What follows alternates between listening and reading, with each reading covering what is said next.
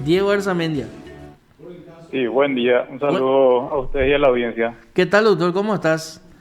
Bien, bien. Estaba escuchando atentamente la poesía que estaban diciendo ahí. Sí, no, pero le decía yo a Carlos, es poesía porque realmente está muy bien estructurado el castellano y se entiende Sí, perfectamente, ¿verdad? O sea, ni claro. siquiera hace falta que uno sea abogado, leguleyo, especialista en materia penal, sino que se entiende. Y si Exactamente. uno va al Claro. castellano básico, indulgencia es perdón.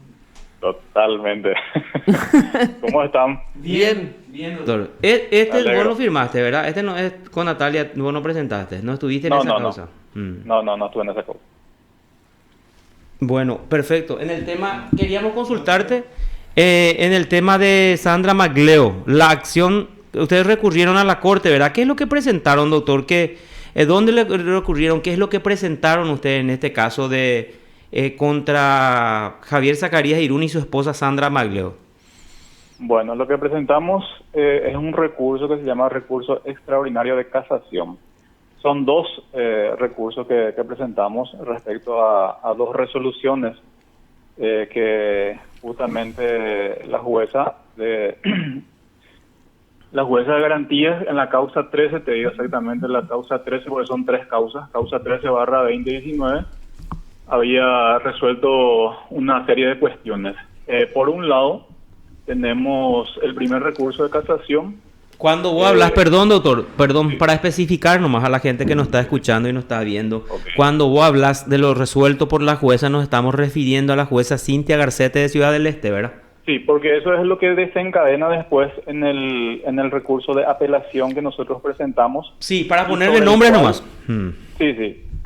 Por un lado por un lado está la resolución de la jueza Cintia Garcete, que resuelve después de la audiencia preliminar unas cuestiones procesales.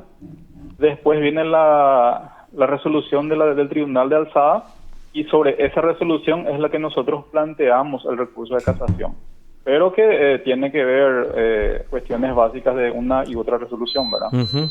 Eh, para ser concreto y hablar de cada una de las casaciones sin entrar mucho en el fondo de la cuestión, porque es un tema que tiene que ser estudiado en la Corte.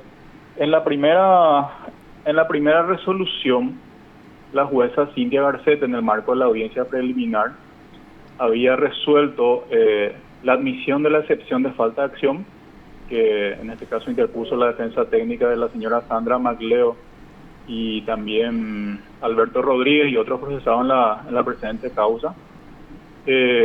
Por un lado resolvió la admisión de la falta de acción, después el sobreseimiento provisional, también exclusiones probatorias y otros temas, y también la nulidad de la acusación.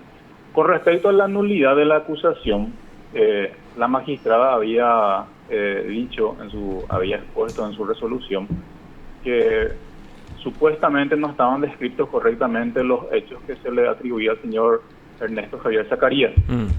Y básicamente el Tribunal de el Tribunal de Apelaciones, en este caso confirma el fallo en ese sentido, casi con argumentos similares diríamos, ¿verdad?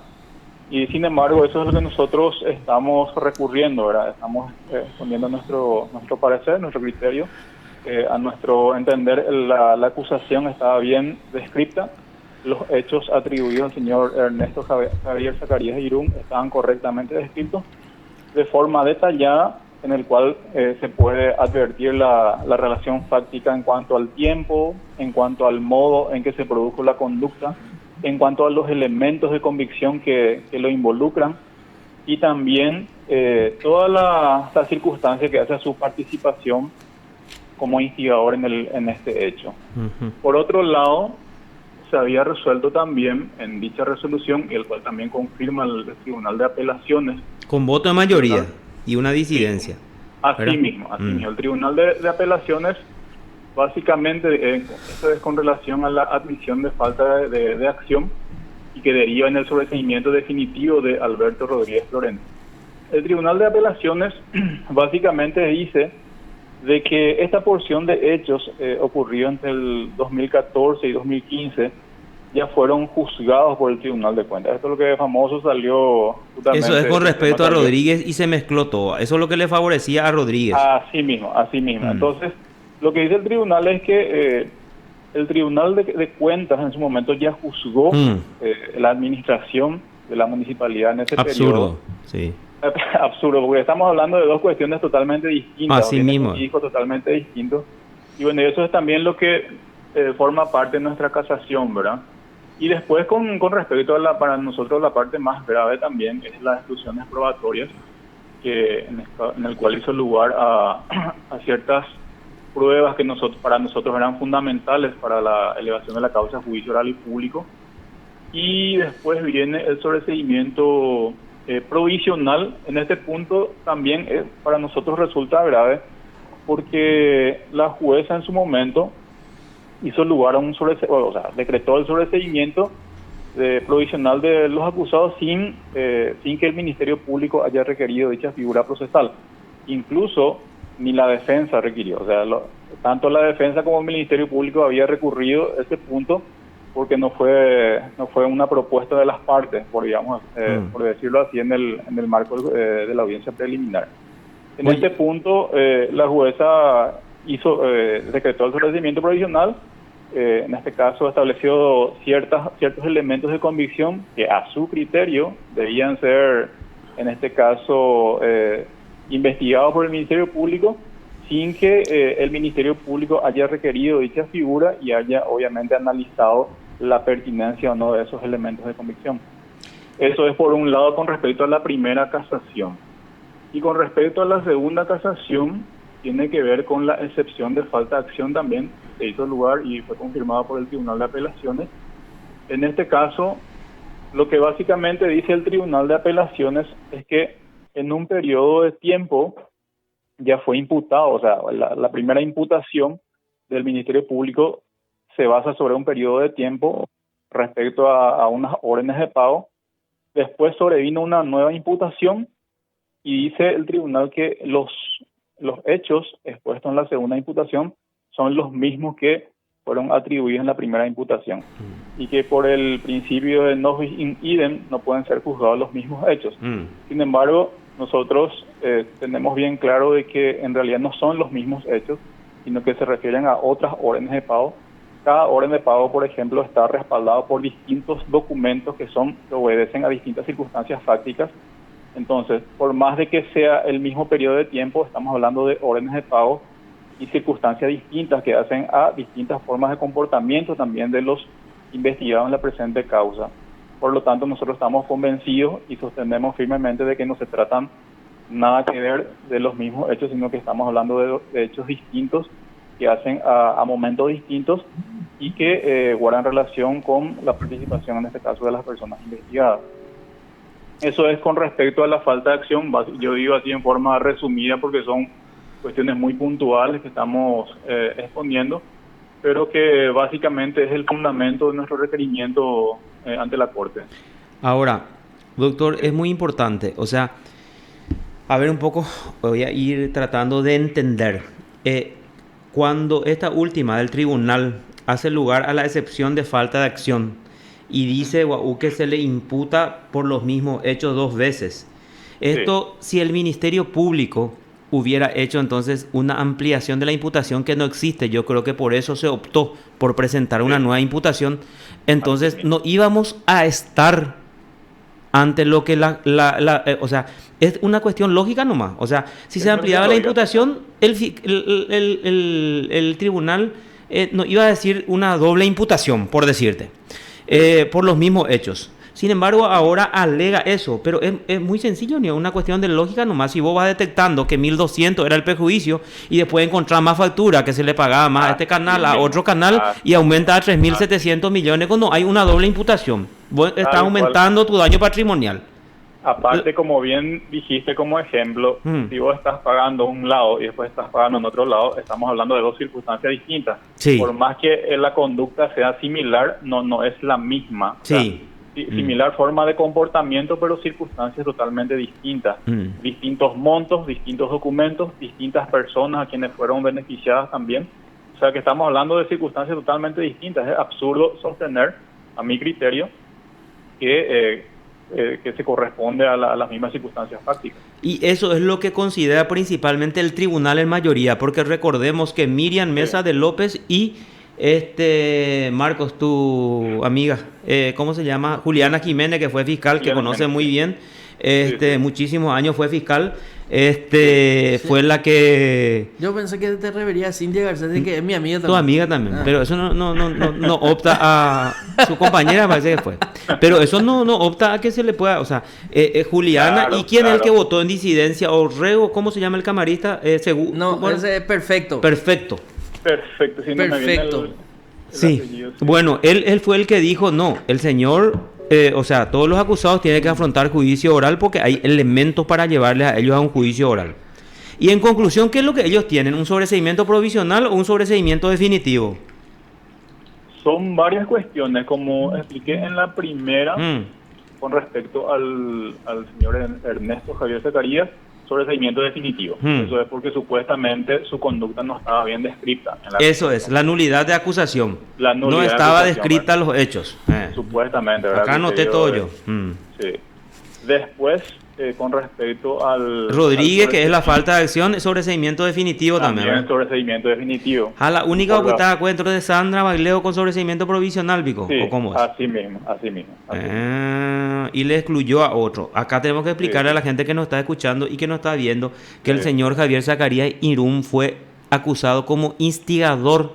Como instigador, sí. Sí, porque la fiscalía encontró, creo que hay un cruce de llamadas en donde evidencia que él era el que manejaba toda la municipalidad, le llamaba 500 veces al mes, por decir nomás. Básicamente sobre esos hechos, sí. Sí, exacto. O sea, con eso se demostraba que él fue...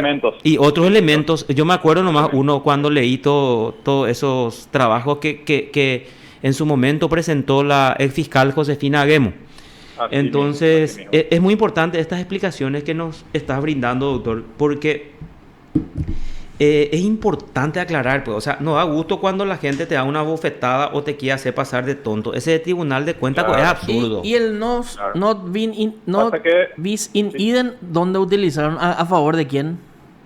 La Cámara. En casos, tanto siempre estamos hablando siempre de la resolución de la Cámara, ¿verdad? Sí. Que, por un lado, en la excepción de falta de acción, sí, en el cual ellos sostienen que el Tribunal de Cuentas ya juzgó una porción de hechos que no puede ser supuestamente investigada en una causa penal. Sí. Y también en la otra excepción de falta de acción, donde dicen de que en una imputación anterior ya estaban juzgados ciertos hechos que no pueden ser nuevamente investigados en una segunda. O sea, en ambos casos.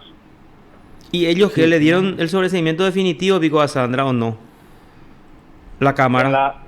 En la segunda, sí. En la segunda... En la Cámara le excluyó al otorgarle la excepción de falta de acción. O sea, todos fueron liberados ahí, entonces, por la Cámara. Así mismo. Ni Cintia se animó, pero la Cámara sí. Con respecto a la segunda imputación estamos hablando. Sí. Claro, y por eso van a la Corte de Casación, porque pone fin al proceso. Pone fin al proceso, sí. En ambos casos pone fin al proceso, por eso es objeto de casación. Exactamente. Porque esa parte es lo que no me cerraba, porque yo me quedé con el sobreseimiento provisional pues, de Sandra. Entonces, si la Cámara...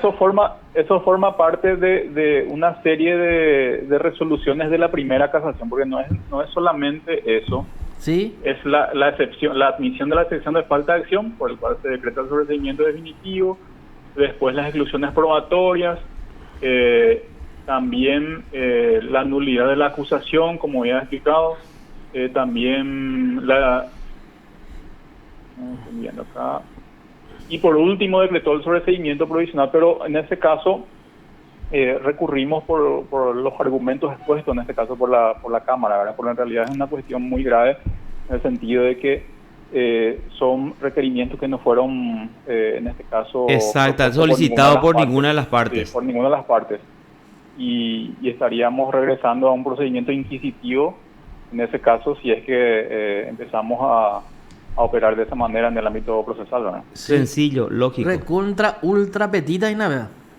Va más allá de lo solicitado, ¿verdad? Y eso no puede ser. ¿No le pidió? Sí, acá ninguna de las partes. Vicios de procedimiento, el error de juicio, el error en el razonamiento también, lo que en el ámbito jurídico conocemos por error injudicando, incogitando e improcedendo. O sea, encontramos varias cuestiones en esta. Yo digo así en forma general porque no podemos entrar a exponer todavía todos los argumentos concretamente, pero para que se entienda nada más que todos los errores que se dan en las resoluciones son revisables por, en este caso, la Corte Suprema de Justicia.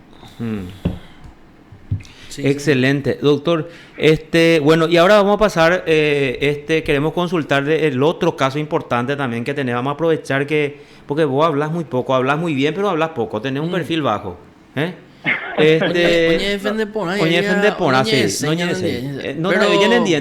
perfil más bajo. Justo me llamaron cuando estaba en una audiencia y ahora no quería más fallar con ustedes y tuve que pedir un cuarto intermedio. Pero hablas muy poco nomás vos, igual en los procedimientos que acompañás con Osmar, con otros Osmar, o ya era para hoy, hoy tira hoy la cámara. La flash y cámara. La flash, sí. Pero vamos al tema de medicamentos, ¿verdad? Exactamente.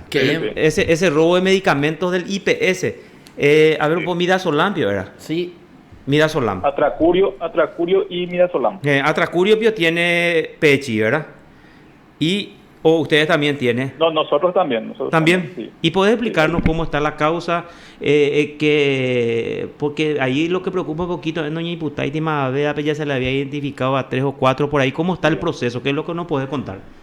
Bueno, hicimos varias diligencias. Primero, la constitución del INERAM para saber cómo es el sistema de distribución de esos medicamentos en concreto. Y para saber también si esos medicamentos fueron proveídos por IPS en su momento. Porque lo que se llegó a mostrar en la prensa eran documentos que provenían de IPS y que fueron comercializados ahí en el predio del INERAM. Bueno, a partir de ahí, nosotros también identificamos a la persona porque esto salió en los medios de comunicación y nosotros no teníamos conocimiento en concreto quién era la persona, si era pariente de algún paciente, evidentemente que era, ¿verdad? Pero no teníamos la identidad de esa persona.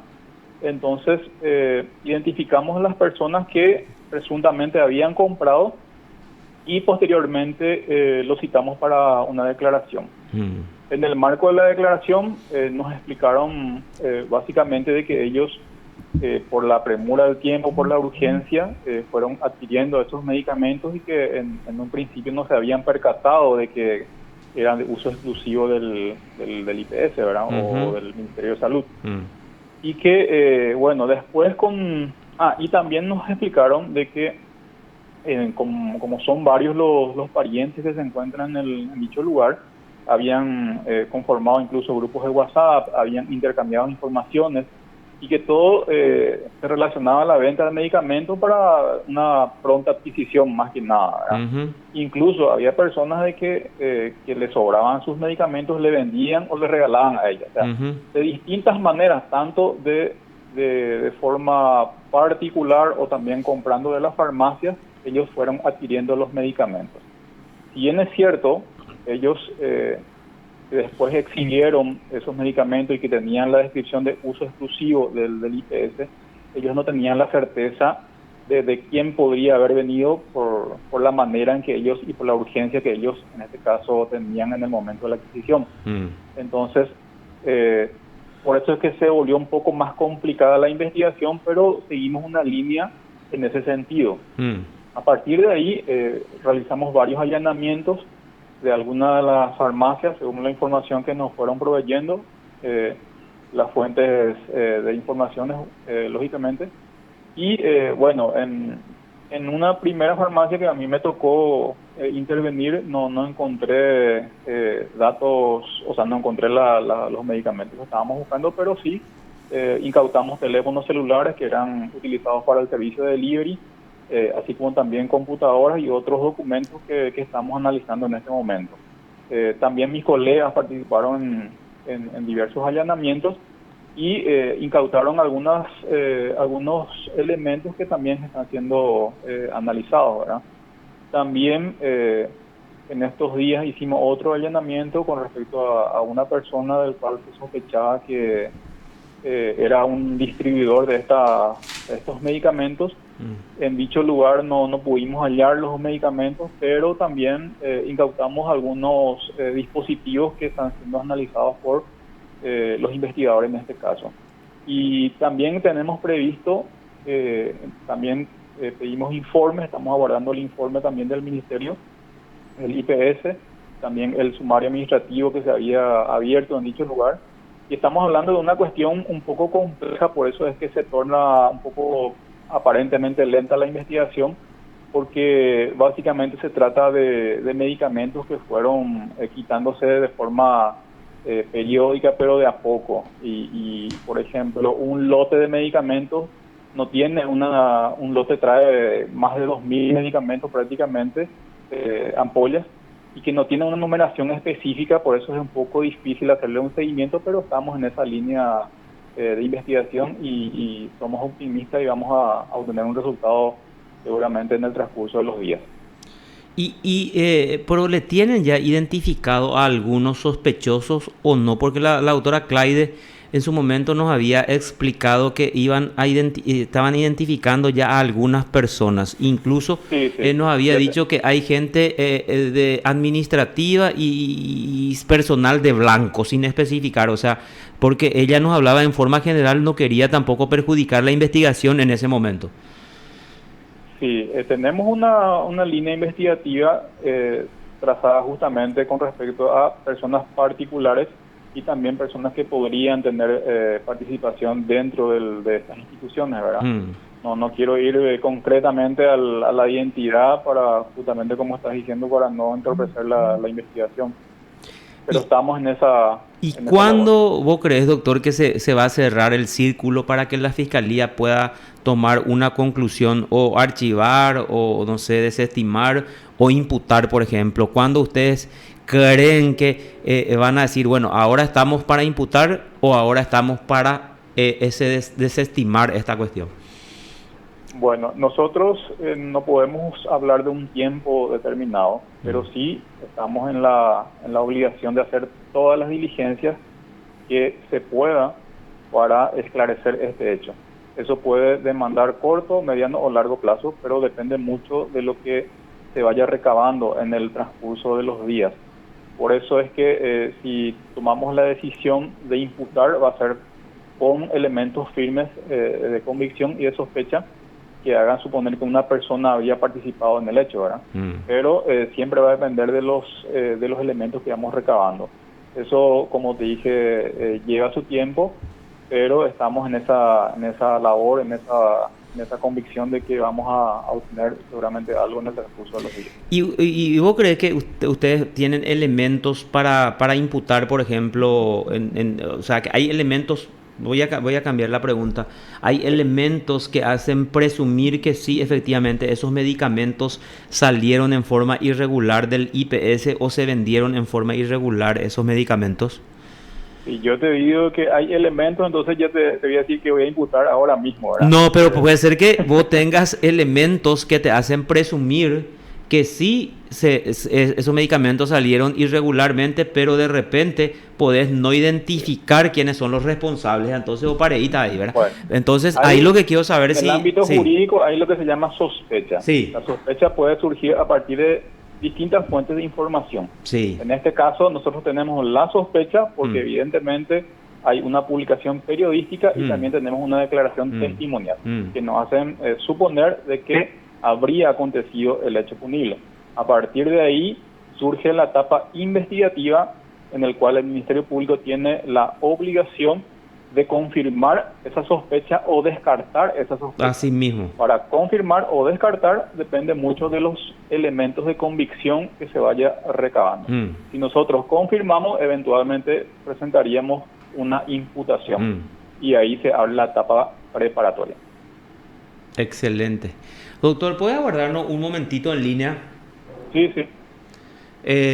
Bueno, te agradecemos mucho, pero queremos conversar contigo un ratito ahí en la producción, por favor. Sí. Gracias, doctor, pero no cortes, por favor. Ok. Gracias. Te informó PDS Radio TV Digital. Estuvimos en comunicación así con el fiscal